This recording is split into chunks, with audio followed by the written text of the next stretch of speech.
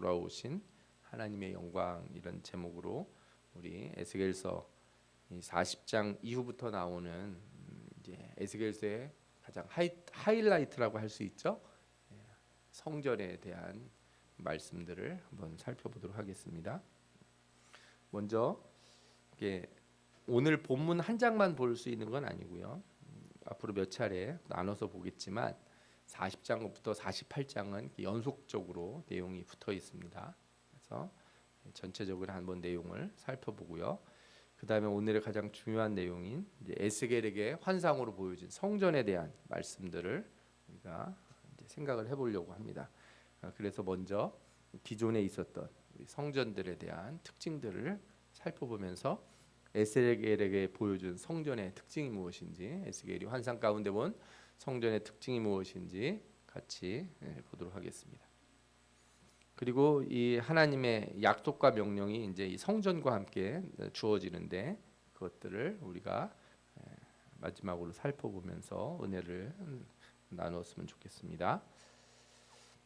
에스겔서를 이렇게 나눠 보면은 크게 이제 두 파트 정도로 나눌 수 있죠. 그래서 하나는 성전이 무너지기 전에, 그러니까 에스겔이 포로로 잡혀온 뒤에도 여전히 이스라엘이 멸망하지 않았었어요.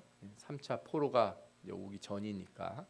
그런데 거기 있는 과정에서 이제 성전이 무너지고 예루살렘 성이 무너지고 그렇게 되죠.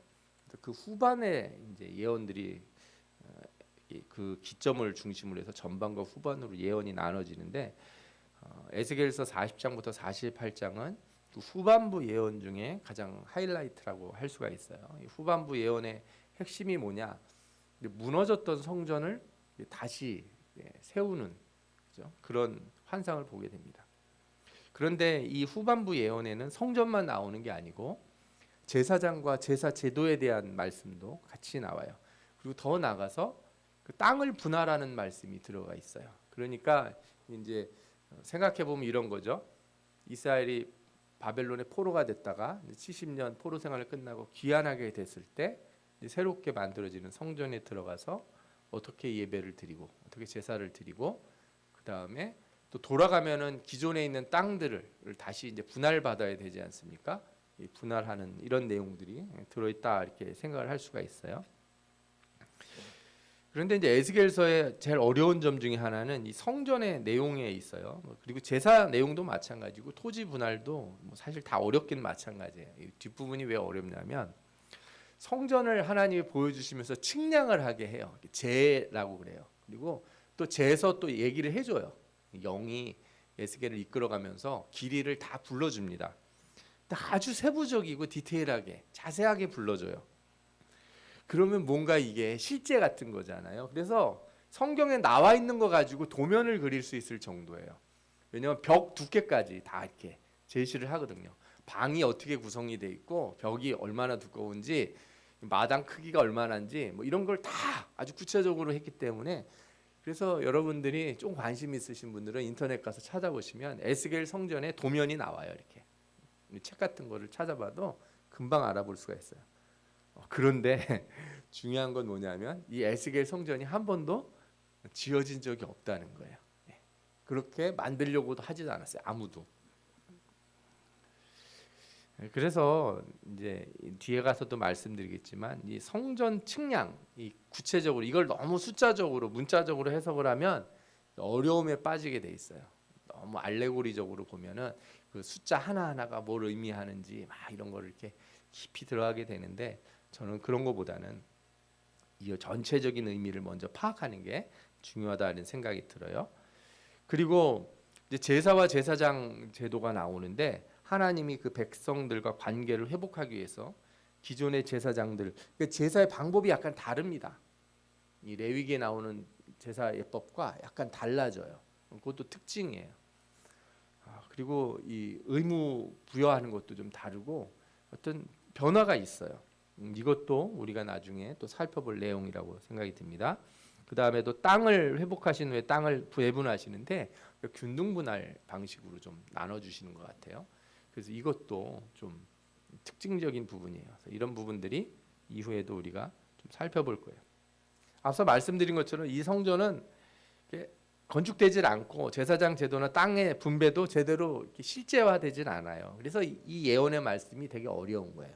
이게 실제로 뭔가 나타나거나 예를 들어 이후에 성전을 재건할 때 이 방식으로 성전을 만들었다면 우리가 이게 어떤 특징을 가진 걸 알 텐데 거의 그러지 않았다는 거예요.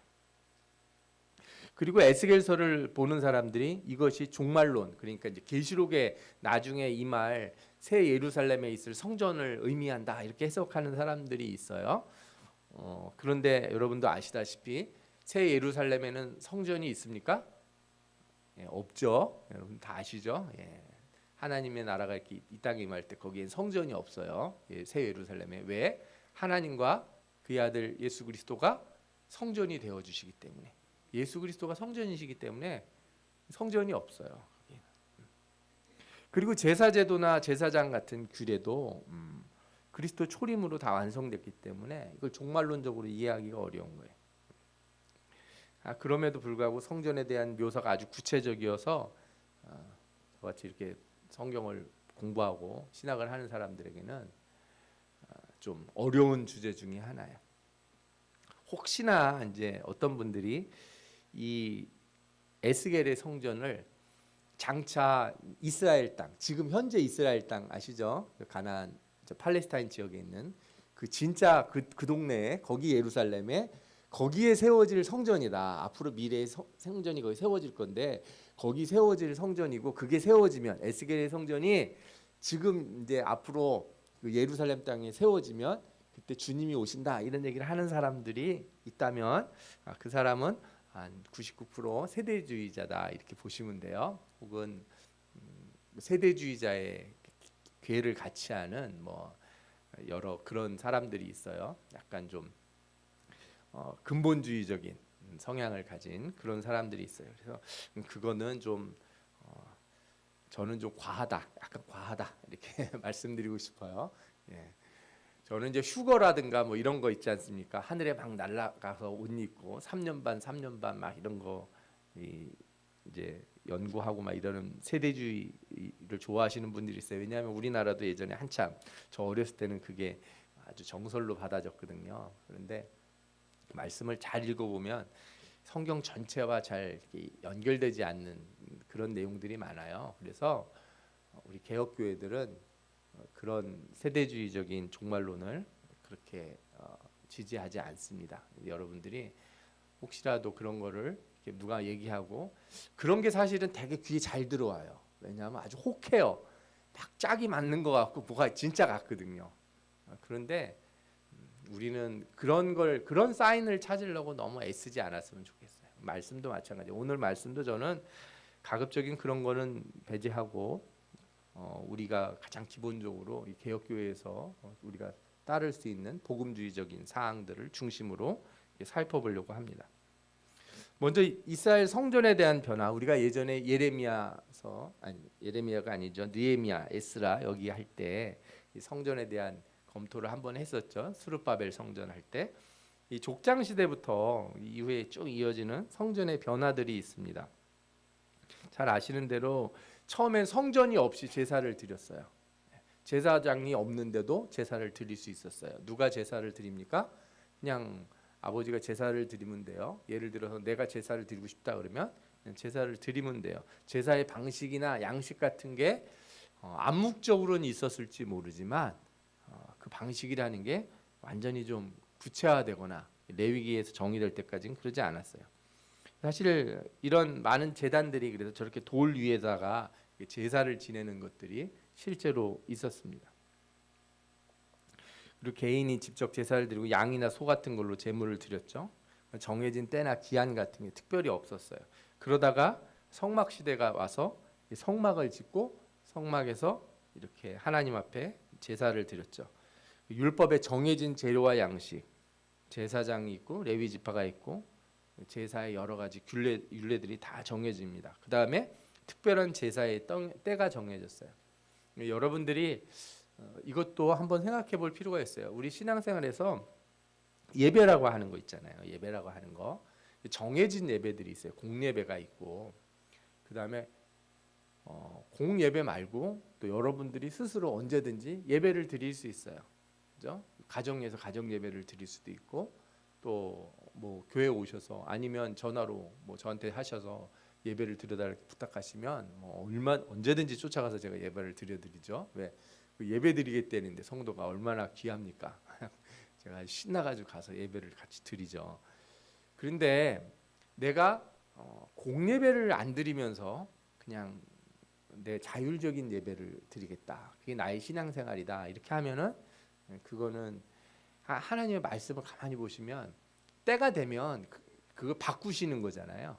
그렇게 자율스럽게 예배를 드릴 수 있는 때가 있고 이렇게 정해지는 때가 있단 말이에요. 지금은 정해진 때라고요. 이거를 뒤로 돌리시면 안 돼요. 예. 어떤 분들은 예를 들어서 교회가 초대교회로 돌아가야 된다 이런 얘기를 많이 하세요. 그 맞는 말이기도 하죠. 초대교회 그 처음 신앙이 참 중요하니까. 그러나 모든 걸 다 뒤로 돌리는 건 아니에요. 우리가 본받을 건 여전히 본받고 살릴 건 살리고 또 현재 우리가 지키고 있는 예배의 규례들을 잘 따라서 지킬 필요가 있는 거죠. 만약에 그런 식으로 처음으로 돌아가자 그러면은 저 아브라함 때로 돌아가려고 하는 사람도 생길 수 있어요. 되게 이상한 일이 되잖아요.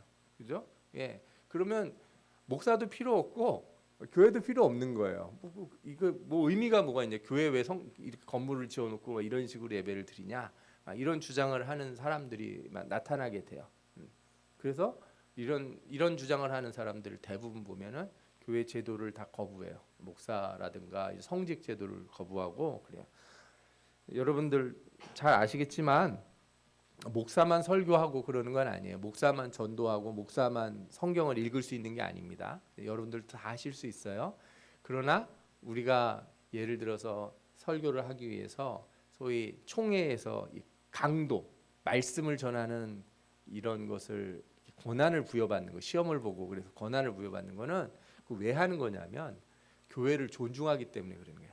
교회를 누가 다스리시기 때문에 하나님이 다스리신다는 것을 존중하기 때문에 그러는 거예요. 여러분들이 어디 가셔든지 교회를 보면은 그곳은 다 하나님이 다스리시는 교회고 이단이 아니라면 여러분들이 가셔서 어느 곳에 가서 예배를 드리든 그 예배에 참여하시고 온전히 이렇게 그 말씀을 듣고 뭐라 그럴까요?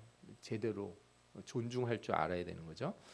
자, 더 나가서 이제 이 성막의 내용들 보면 성막에 아주 자세하게 이런 것들이 있지 않습니까? 여러분들 뭐 제가 설명을 뭐 디테일하게 드리진 않겠어요.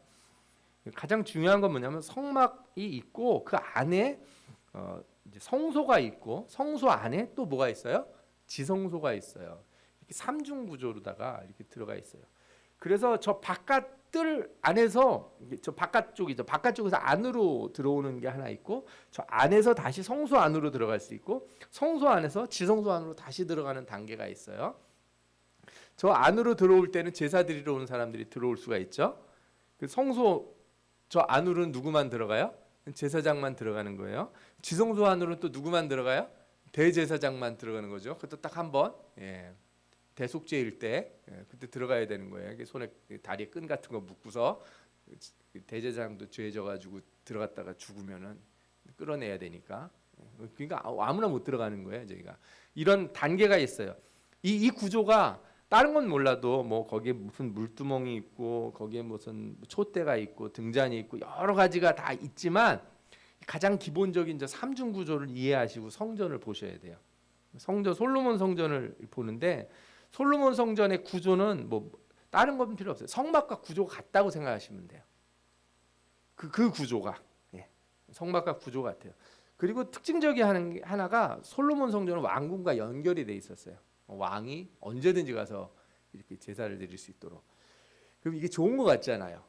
좋을 땐 좋은데 이따가 에스겔에서 보시면은 이게 또 문제가 돼요. 왜? 왕이 더럽게 살면 성전 바로 옆에서 그러는 게 되는 거예요. 그러니까 나중에 보면은요, 이 에스겔 성전에는 이 이제 전체 큰 테두리 아까 성막을 했던 그 펜스 있잖아요, 바깥 펜스 그런 테두리가 있고 그 안에 또 성전이 있고 지성소가 있는데 이 성전을 이렇게 왕궁에 붙여놓지 못하도록 아예 바깥에서 다 막아버려. 바깥에서부터 구조가 완전히 달라요. 그리고 성전도 그 바깥에 성전의 성소의 바깥쪽에는 제사장 방이 있어요. 그래서 다른 사람들이 거기서 살 수가 없어요. 완전히 구별을 해놔요. 이게 이제 나중에 가면은 또 드러나요. 뭐 여기 이제 성전 구조가 있는데 아까 말씀드린 것처럼 안에 성소와 지성소, 바깥 테두리가 있다. 이거는 기본 구조다. 그것만 생각해 보시면 될 것 같아요. 솔로몬 시대 때 예루살렘 상상도를 제가 이렇게 그려왔는데 제가 그린 건 아니죠. 누가 그린 걸 제가 가져와 봤는데 항상 저 꼭대기에 있어요. 예루살렘 이렇게 기울어져 있는 저 위에 저렇게 성전이 지어지도록 되어 있어요. 그 뒤에 수룹바벨 성전을 만드는데 이게 수룹바벨 성전 두 번째 세컨 템플이라고 써 있죠 영어로. 이 수룹바벨 성전은 이게 커요. 그러니까 요 솔로몬 성전에 이쪽에 점점돼 있는 거 있죠. 점으로 그려져 있는 성전 고개 이쪽에 와 있는 거예요. 그러니까 앞쪽에 뭐가 더 마당이 더 커졌죠. 옆에 펜스도 더 생기고. 수룹바벨 성전이 솔로몬 성전보다 더 크다. 그런데 이제 치장은 좀 덜해요. 왜 치장은 덜하냐? 솔로몬 성전 지을 때는 돈이 많아서 막 금도 막 바르고 막 했는데 수룹바벨 때는 돈이 없어가지고 싼 자재로다가 아무래도 하게 돼요. 많이 다 뺏겼으니까. 게다가 뭐가 없어요? 결정적으로 수룹바벨 성전에 뭐가 없습니까? 언약궤가 없어요. 언약궤가 잃어버려서. 그래서 언약궤가 없는 그런 성전이 세워지게 돼요. 그 다음에 이제 헤롯 성전이 나타나는데 헤롯 성전은 헤롯이 이제 에돔 사람이잖아요. 그래서 이렇게 사람들한테 좀 지지를 얻으려고 43년 동안 이게 성전을 재건을 하는데 좀 크게 져요. 크게 져서 성전 자체 아까 말했던 그 성소 자체는 수룹바벨 때 비슷하지만 외곽이 커져요. 외곽이 점점 커져요. 실제 규모 사이즈를 제가 비교해 놓은 거 보이시죠? 솔로몬 성전 때 규모하고 헤롯 성전 때 규모를 비교해 보면은 헤롯 성전 때 규모가 훨씬 크다. 저 실제 규모 해가지고 미식 축구장 그러니까 우리 축구하는 경기장 크기만한 거 그려놓은 게 직사각형으로 하나 보이시잖아요. 솔로몬 성전이 축구 운동장 크기만 하다 그러면 헤롯 성전은 그거보다 한 4배 5배 크다 이렇게 생각하시면 돼요. 엄청 큰 성전을 지은 거죠. 지금 예루살렘에 가면 성전이 있냐 안 남아 있습니다. 안 남아 있고 모형만 있어요. 모형만. 그래서 가면은 이런 모형을 볼 수 있다. 한번 기회가 되시면 여러분하고 저하고 같이 예루살렘 그 성지순례 같은데 가면은 참 좋을 것 같아요. 보면은 우리가 이렇게 성경으로 글로 읽은 거하고 또 실제로 가서 보면 좀 느낌이 다르지 않겠습니까? 그래서 이런 실제로 가서 보고 경험하면 더 큰 은혜가 될 거라고 저는 생각이 됩니다. 그런 좋은 기회가 왔으면 좋겠습니다. 어떤 분들은 그걸 위해서 적금도 드시더라고요. 한번 준비해 보시는 것도 너무 나이가 드시면 또 비행기 타고 거기가 한 뭐 하루 거의 20시간 가까이 뭐 열 몇 시간 가까이 비행기를 타고 가야 되거든요. 직항이 없어서. 그러니까 몸이 힘들어요. 조금이라도 젊을 때 가시면 좋지 않을까 싶어요. 에스겔 성전은 규모가 엄청 커요. 게다가 이쪽에 이 왼쪽에 있는 이 네모 박스 그림 이게 도면 말고 옆에 보이시죠? 네, 요거 이쪽 거 이쪽 보면은 이 사방 귀퉁이에 뭐 이렇게 높은 건물들이 하나씩 있죠. 그게 뭐냐면 문이에요. 문이 엄청 높게 돼 있어요. 옆에 이제 담벼락이 쭉 이렇게 정사각형으로 돼 있는데 각 문이 저렇게 높게 돼 있어요. 그래서 이 성전 앞쪽으로 성전이 어느 쪽을 보게 돼 있습니까? 여러분들 상식적으로 아셔야죠. 성전은 어느 쪽 보게 돼 있어요? 남쪽이다. 동쪽이다. 서쪽이다. 북쪽이다. 자, 남쪽 손 들어보세요. 남향이 최고지. 건물은 동쪽이다. 동쪽이에요. 동쪽. 자신 있게 드셔야죠. 동쪽을 향하고 있는 게 동쪽을 향하고 있어요. 건물은 남향이 좋을지 모르지만 성전은 동쪽을 바라보고 있다는 거예요. 성전 크기가 어마어마하게 커요. 헤롯 성전보다 거의 뭐 한 3배, 4배, 3배 이 정도 커 보이죠. 아주 큰 성전이 에스겔 성전이다. 그러나 그 성전 자체 그러니까 요 부분 있잖아요. 요 부분, 요 메인 건물 부분, 메인 건물 부분은 규모가 그렇게 다르지 않아요. 예, 헤롯 성전 규모 때랑 다르지 않아요. 그러니까 헤롯 성전 이전에 이제 환상을 봤는데 규모는 비슷해요. 근데 외곽 크기가 되게 크죠. 그게 특징이에요. 지금부터 이제 에스겔이 어떻게 성전 환상을 보게 됐는가, 이렇게 이제 우리가 환상 가운데 보았다 그랬는데 내용을 보면 거의 어떤 느낌이 나냐면, 여러분들 이게 뭐 하는 기기인지 아십니까? 저 안경 같은 거 쓰고 있잖아요. 저기 VR 기기라고 그래서 저렇게 쓰면은 이렇게 뭐가 이렇게 진짜로 눈앞에 보여요. 예. 저도 저걸 해봤는데 진짜 같아요. 예. 막 하면은 만약에 뭐 이렇게 자동차 타는 거 보잖아요. 그러면 막 멀미가 나요. 예. 실제 같은 거예요. 그래서 요즘은 미국이나 어떤 나라들 보면은 건물을 만들 때 저거를 쓰고서 건물 디자인을 해요. 아니면 인테리어 같은 거, 집 같은 거 이렇게 파는 사람들이, 부동산 업자들이 코로나 때 집 보여주기가 어렵잖아요. 다 찍어와 가지고 카메라 이렇게 쓰고 앉아서 저걸 쓰고 앉아서 보면은 그 집 내부가 다 보이는 거예요. 자기가 움직이는 대로 다 보여요, 실제로. 그래서 집 구경을 하는데 말씀을 보면 딱 이 느낌이에요. 환상 가운데 다 데리고 다녀서 이렇게 경로가 있어요. 이동 경로가. 동쪽 문에서부터 시작해가지고 왔다 갔다 하면서 어디로 가서 어떻게 보여주는지 설명하는 순서들이 쭉 나오는데 40장부터 읽어보시면 내용들이 나와요. 근데 뭐 제가 그걸 다 설명드리려다가 굳이 여러분들은 아실 필요가 없다. 그거 안다고 해서 무슨 은혜가 되는지 잘 모르겠다. 저도 잘 모르겠어요. 하여튼 그런 노선들을 다 정리해 놓은 거는 열심히 성경을 보는 학자들이 다 많이 해놨어요. 책들도 나오고. 이 중요한 거 몇 가지만 말씀을 드릴게요. 모양이 어떤 모양입니까? 정사각형이에요. 정사각형 모양. 성전 그 안에 있는 그 본 건물은 직사각형 구조지만 전체 테두리가 정사각형이고 성전 앞들이 정사각형이고 지성소가 정사각형이에요. 그걸 아셔야 돼.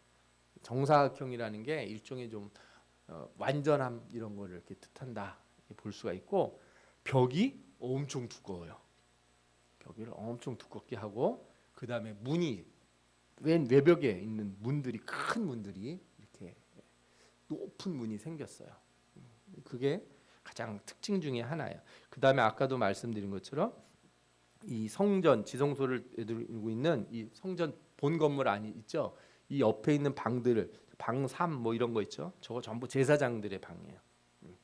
저 방들을, 제사장은 옷도 저기서 갈아입고 바깥으로 나가야 돼요. 저 바깥들로 나가려면은, 뭐 먹는 것도 제사장이 뭐 음식을 먹으려면 어디서 먹어야 돼요? 저 방에서 먹어야 돼. 저 바깥으로 들고 나가면 안 돼.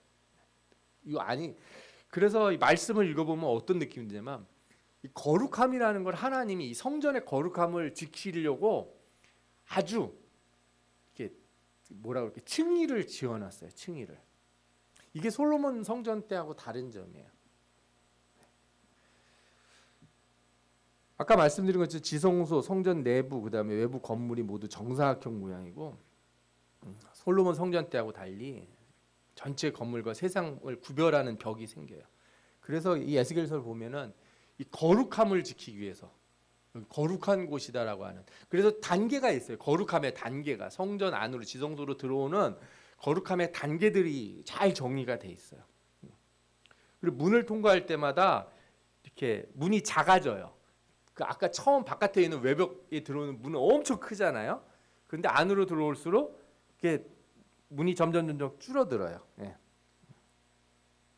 지성소 입구는 6척으로 아주 줄어들어요.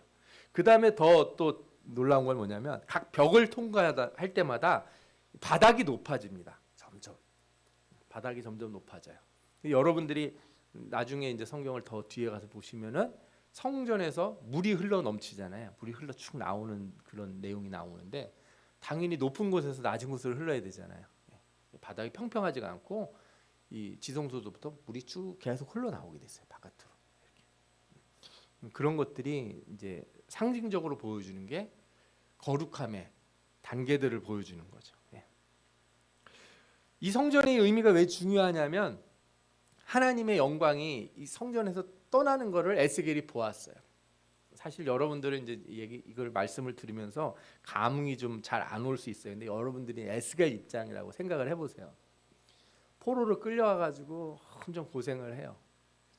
또 하나님이 에스겔한테 그 예언을 시키는데 힘든 예언은 또 다 시키잖아요. 행위 예언들 제가 보면은 선지자들 중에 제일 행위 예언 하기 싫은 것만 골라서 시킨 것 같은. 에스겔이 참 고생을 많이 했어요. 제가 천국에 가서 뵈면은 참 고생 많으셨다고 제가 한 말씀 드려야 될 것 같아요. 저는 못할 것 같은 거를 이렇게 하셨다고 고생을 많이 하셨단 말이에요. 그리고 그런 과정에서 뭘 보냐? 성전이 무너지는 걸 봐요. 그 성전에서 하나님의 영광이 떠나는 걸 봐요. 에스겔이 제사장이라고요. 잡혀온 제사장인데 그것처럼 큰 충격이 없는 거죠. 여러분들 생각해보세요. 제가 만약 목사인데 교회에서 하나님의 영광이 떠나는 걸 꿈에서 봤다고 봐요. 가슴이 무너지죠. 어떻게 그걸 견디겠어요? 얼마나 슬픕니까? 이스라엘 백성들은 그 성전에 대한 그 소망, 그 예루살렘 성, 그 시온산 거기에 있는 그 성전이 이스라엘 모든 사람들 지금 막 잡혀와 있는 사람들한테는 유일한 소망이에요. 그래도 그거 안 무너졌고 거기 그 성이 안 무너졌으니까 우리 하나님이 여전히 살아계시고 우리를 반드시 회복시켜 주실 거야. 이런 기대를 가지고 있었는데 환상 가운데 뭘 봐요? 하나님의 영이 떠나는 걸 봐요. 이제 미치는 거죠. 막 속이 너무 상하고 얼마나 슬펐겠어요. 그래서 나가실 때 동쪽 문으로 나가세요. 아까 말씀드렸죠. 성전의 문이 어느 쪽을 향한다고요? 동쪽을 향한다고요. 동쪽으로 나가셨어요. 동문으로 나가서 그 성읍 동쪽 산에 머무르고 계셨다는 말씀이 에스겔서 11장 22절에서 23절에 나와요. 성전 문지방을 이렇게 그룹들에 타고 영광이 떠나서 나가는 거죠. 동문으로 머물렀다가 성읍 바깥으로 나갔으니까.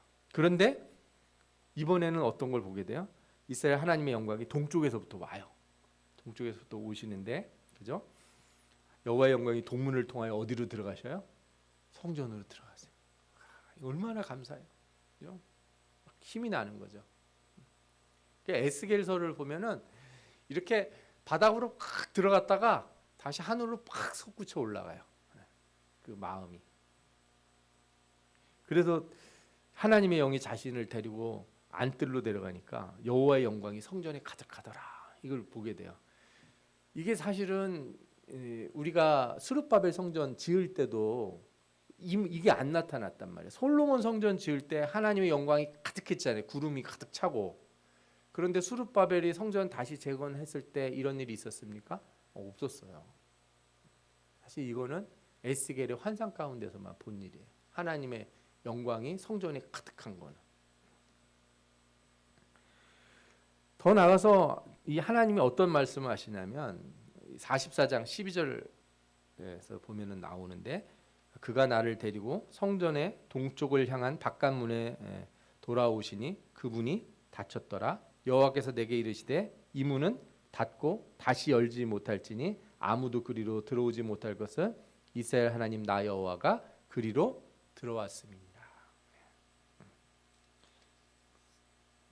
그러니까 저기 44장 2절입니다. 2절. 이제 12절 슬래시가 잘못된 거예요. 2절이에요. 그 하나님이 들어오신 다음에 어떻게 하는 거예요? 문을 닫으셨어요. 하나님이 닫으면 열 자가 없고 열면 닫을 자가 없어요. 그죠? 예. 하나님 문 닫고 들어오신 거예요. 그럼 무슨 얘기예요? 안 나가신다는 거잖아요. 예. 이걸 상징적으로 보여주는 거예요. 그래서 이 성문을 이 문을 닫아서 그쪽으로는 아무도 못 들어와요. 그 문을 열면 안 되는 거예요. 그 성전의 그 문을 열면 안 돼요. 왕도 들어올 때는 그쪽으로 들어오면 안 되고 다른 쪽 옆으로 이렇게 들어와야 돼요. 예. 그 문을 이렇게 딱 닫으셨어요. 얼마나 이게 감사한 말씀이에요. 이 소망의 장면을 환상 가운데 보게 되는 거죠. 뿐만 아니라 뭐라고 말씀하셨냐면 이 이스라엘에 다시 거하시겠다고. 그가 내게 이르시되 인자야 이는 내 보좌의 처소 내 발을 두는 처소 내가 이스라엘 족속 가운데 영원히 있을 곳이라. 아멘. 영원히 있을 곳이다. 여러분들 이게 성전이라고 하는 게 하나님은 어디든지 계신 분이잖아요. 안 계신 곳이 없잖아요. 여러분들이 집에 가신다고 뭐 하나님 안 계시고 뭐 교회만 계시는 거 아니지 않습니까? 어디든지 계세요. 아무리 우리가 뭐 산꼭대기를 가든 바닷속을 들어도 하나님 다 계신다. 그런데 하나님이 특별히 내 이름을 두었다 이렇게 말씀하셨다고요. 그 다윗의 간절한 소망이 그거예요. 하나님이 어디든지 계시지만 특별히 여기 나와 함께 계셔 주옵소서. 그래서 상징이거든요. 약속이라고 약속을 달라는 거예요, 여러분들. 그래서 여러분들 기도하실 때 그런 기도하셔야 돼요. 너무 보편적인 기도 말고요. 특별한 기도가 우리에게 필요해요. 하나님이 모든 신자들을 다 사랑하시지만 기도할 때는 뭐라고 기도하는 게 좋아요? 날 조금만 더 사랑해 주시면 안 되나요? 그렇게 기도하셔요.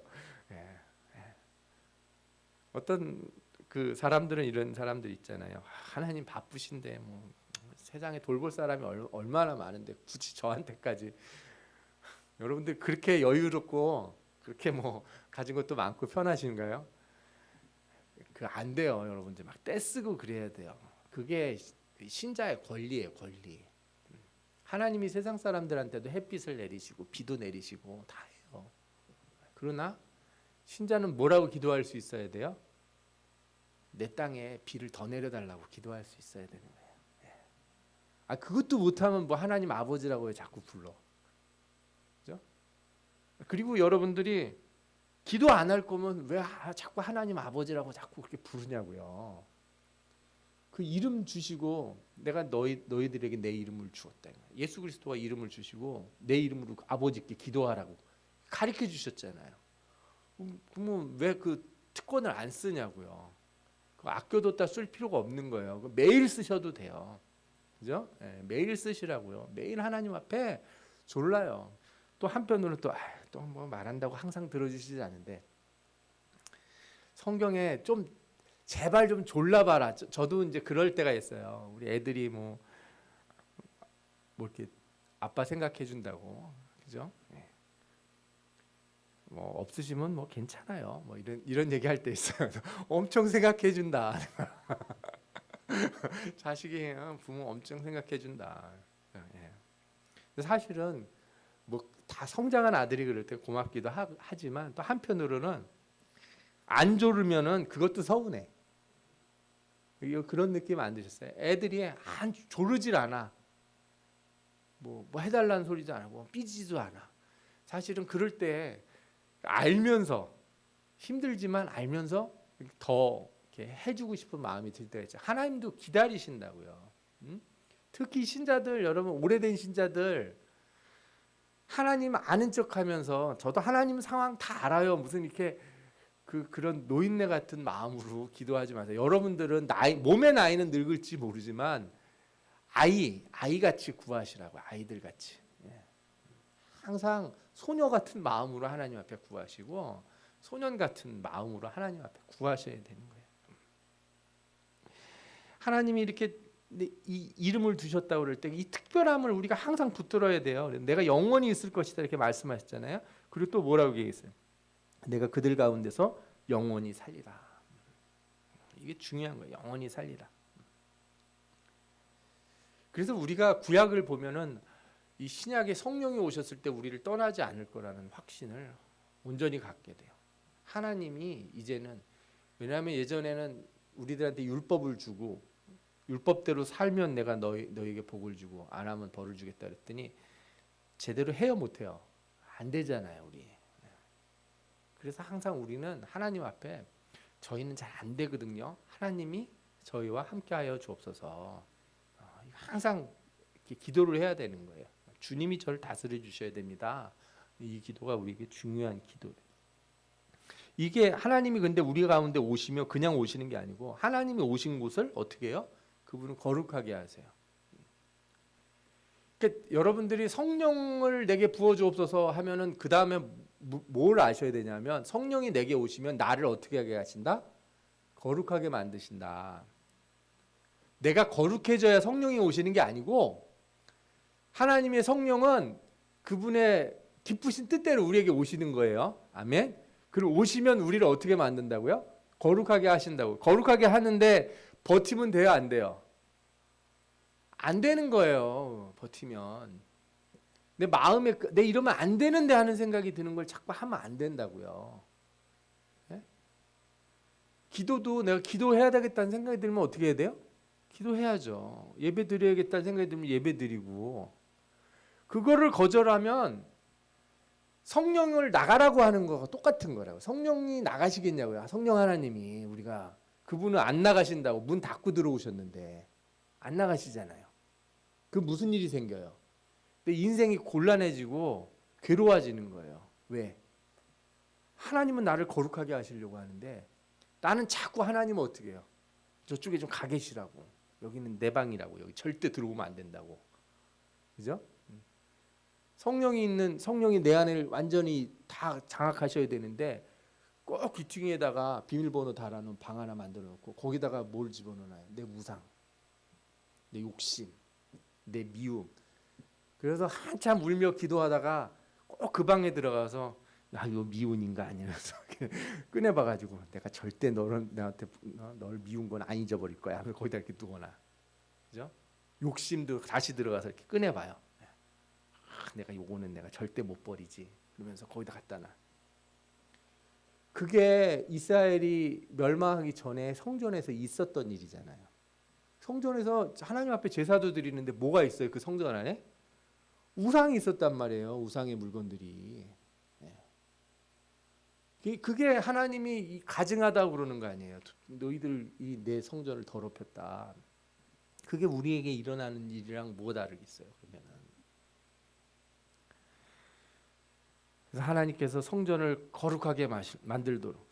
그래서 이 벽이 두껍고 이 단계를 주시는 거예요. 여러분들이 그걸 아셔야 돼요. 이 하나님 앞에 나아갈 때 그냥 막 가는 게 아니에요. 우리가 예배 드릴 때 준비 찬송도 하고, 저는 특별히 예배 전에 말씀을 읽는 거를 여러분들한테 강조하고 그랬는데 이게 뭐 습관이 안 돼서 좀 어렵긴 하고 그러신 것 같아요. 그러나 이런 과정이 왜 필요한지 아십니까? 예배 드리러 오는 과정에 내가 준비가 돼 있어야 되는 거예요.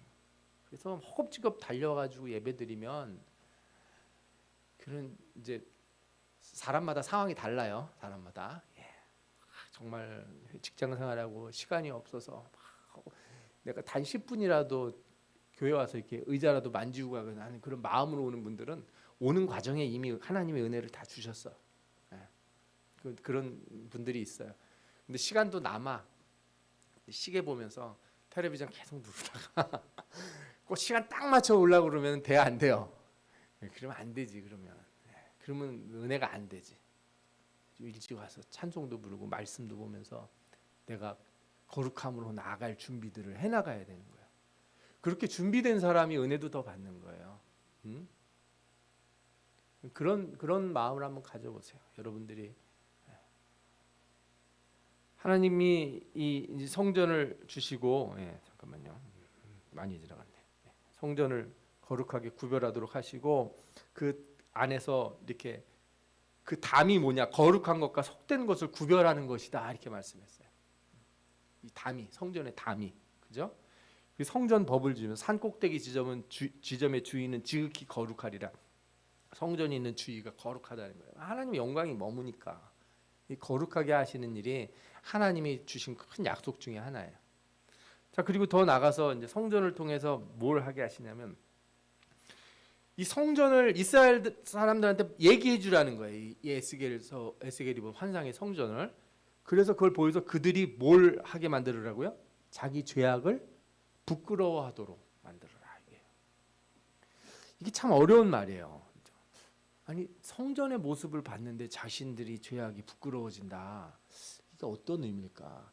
이게 우리한테 잘 안 와닿는 부분이에요. 우리는 이런 건물 유형적인 현대적인 교회에서 예배를 드리니까 이게 성전하고는 다른 거거든요. 그죠? 이 이스라엘 사람들이 느끼고 있는 성전에 대한 이 감흥이라고 하는 거는 우리 현대 신자들, 기독교 신자들이 정확히 이해하기 좀 어려운 면이 있어요. 왜냐하면 유일하거든요. 여긴 유일하게 와야 되는 거야. 아무데도 갈 데가 없어요. 우리는 뭐 내가 가고 싶으면 아무 교회나 이렇게 가면 되잖아요. 뭐 2층에 있는 교회를 가든 지하실에 있는 교회 가든 큰 교회를 가든 작은 교회를 가든 갈 수가 있는 교회가 빨간불 십자가 들어있는 교회들이 많이 있으니까. 근데 이스라엘 사람들에게는 성전은 유일해요. 하나야, 하나. 단 하나. 그래서 성전이 없는 것과 있는 것, 성전을 딱 보는 순간 이들이 어떤 마음이 든다는 거예요? 자신들의 죄악으로 인해 무너진 성전, 그걸 생각하게 하고 자신들을 부끄러워하게 된다는 거죠. 회개가 일어나게 한다는 거예요. 그래서 다시 하나님의 말씀을 지켜 행할 수 있게 만들어지는 거죠. 그리고 이 안에 이제 번제단을 만드는데, 이 제단을 만드는 날 번제를 드리며 피를 뿌리는 규례가 이렇다 하면서 쭉 설명을 하세요. 그리고 뭐라 그래요? 이 모든 날이 찬 후 제8일과 그 다음에는 제사장이 제단 위에서 너희 번제와 감사제를 드릴 것이라. 그리하면 내가 너희를 즐겁게 받으리라. 그러면서 제사에 대한 규례들을 쭉 설명해서요. 다시 온전한 제사의 회복이 일어나도록. 이 성전이 만들어진 뒤에 제사의 회복에 대한 규례들을 43장에서 말씀을 해요. 이게 내용인데 이제 의미가 중요하죠. 가장 중요한 것 중에 저는 다른 것보다 이것을 여러분들에게 말씀드리고 싶어요. 우리 죄를 부끄럽게 만드는 성전이라는 게 무엇인가? 그렇죠? 우리 유형적인 건물 성전인가? 그렇지 않을 거예요, 그죠? 우리가 잘 아는 대로 우리가 신약 성경을 보면 예수 그리스도만이 성전이죠. 그분의 몸이 곧 뭐예요? 성전이세요. 더 나아가서 그분이 교회의 머리인 거죠. 지금 우리 눈에 보이지 않지만 무형적인 교회, 모든 크리스찬들이 연결되어 있는 하나의 교회, 그 교회가 그리스도의 몸이지 않습니까? 그리고 하나님의 영광이 머무는 성전이라는 것이 다른 바 아니고 예수 그리스도예요. 하나님 예수 그리스도 안에 무엇이 나타났어요? 하나님의 영광이 드러난 거예요. 그러니까 우리가 예수 그리스도가 성전이라는 걸 아는 거죠. 그래서 우리 죄를 부끄럽게 만드는 성전이라고 하는 것은 곧 예수 그리스도를 의미한다고 볼 수 있어요. 그의 죽으심과 부활하심이 우리 죄를 깨닫게 하는 것이며 또한 사해 주시는 유일한 증거가 되기 때문에 그리스도를 바라볼 때마다 우리가 어떻게 해야 돼요? 죄를 부끄럽게 여기고 하나님 앞에 회개하고 다시금 성전으로 나올 수 있는 그 기회를 얻는 것 아니겠습니까? 아멘. 그 성전이 우리에게 있는 줄 믿습니다. 더 나아가서 이 죄를 부끄럽게 하시는 예수 그리스도의 이 성전 되신 예수 그리스도는 우리 자신을 어떻게 하세요? 그리스도와 함께 성전이 되게 하신다는 거예요. 이게 중요해요. 아까 처음 시작할 때 에스겔서 후반부에 세 가지가 나왔어요. 성전, 제사, 그리고 뭐예요? 땅 분할 이런 게 나왔지 않습니까? 그런데 이게 다 우리 자신하고 연결되어 있어요. 우리는 이제는 어떤 유형적인 성전에 나오는 것 이상으로 우리가 그리스도와 함께하는 자로서 성전이 되어야 돼요. 히브리서 3장 6절에 보면 그리스도는 하나님의 집을 맡은 아들로서 그와 같이 하셨으니 우리가 소망의 확신과 자랑을 끝까지 굳게 잡고 있으며 우리는 그의 집이라. 우리는 하나님의 동역자들이요 너희는 하나님의 밭이요 하나님의 집이니라. 여러분들이 성전이 되는 거예요. 그러니 에스겔이 보는 그 성전, 그거는 예수 그리스도이자 내가 성전이 돼야 됨을 말하는 거예요. 그래서 그 담을 볼 때 여러분들이 성전이니까 여러분들 성이 어떻게 돼야 돼? 여러분들의 삶에 그런 담이 쌓여 있어야 되는 거예요. 정사각형의 완벽한 완전한 담이 쌓여야 된다는 거예요. 아멘. 여러분들의 거룩함을 지킬 수 있는 담이 쌓이지 않으면 안 돼요. 옛날처럼 다 들어오고 그러면 문제가 생기는 거거든요. 뿐만 아니라 이 그리스도와 함께 성전된 자는 또 그리스도와 함께 제물로서 우리가 나아가져야 되는 거예요. 우리 자신이 어떻게 돼? 성전이자 이제는 우리가 자신이 또 제물이 되고 우리가 제사장이 돼요. 이건 예수 그리스도가 똑같은 거예요. 예수 그리스도가 성전이 되시고 그가 대제사장 되시고 또 우리를 위한 희생 제물이 되어 주셨잖아요. 예수 그리스도와 함께한 자는 같은 경험을 해야 되는 거예요. 우리 자신이 하나님이 거하신 성전이 되어야 되고 우리 자신이 하나님 앞에 드려지는 제물이 되어야 되고, 그죠? 우리 자신이 우리를 하나님 앞에 드리러 나아가는 제사장이 되어야 되는 거예요. 그리스도를 본받는 자, 그리스도와 이게 하나 된 자예요. 그 자들에게 뭐가 분할돼요? 하나님의 나라가 분할되는 거예요. 그 땅이 하나 천국이 우리에게 주어지는 거예요. 그런 사람들에게.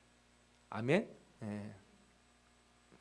그러니 여러분들이 이 말씀에 여러 가지 뜻이 있고 영적인 비밀이 숨겨져 있을 수 있지만 제가 여러분들에게 중요하게 말씀드리고 싶은 건 이거예요. 그리스도가 이것을 보여주셨고 우리에게 그리스도와 함께함으로 이 비밀에 동참하게 만드셨다. 여러분들이 성전 되어야 되고 여러분들이 새로운 제물이 되어야 되고 여러분들이 다시 거룩해진 제사장으로 서야 될 줄 믿습니다. 이게 우리 시대에 이 에스겔서에서 나온 이 성전과 같은 일들이 얼마나 필요한지 몰라요. 교회는 참 많이 지어졌는데 진짜 우리 신자들의 성전이 무너져가고 있는 시대다 이렇게 말할 수 있어요. 눈에 보이는 교회들은 여전히 있지만 교회 내부에 들어오면은 무너져버린 성전들이 너무 많은 거예요.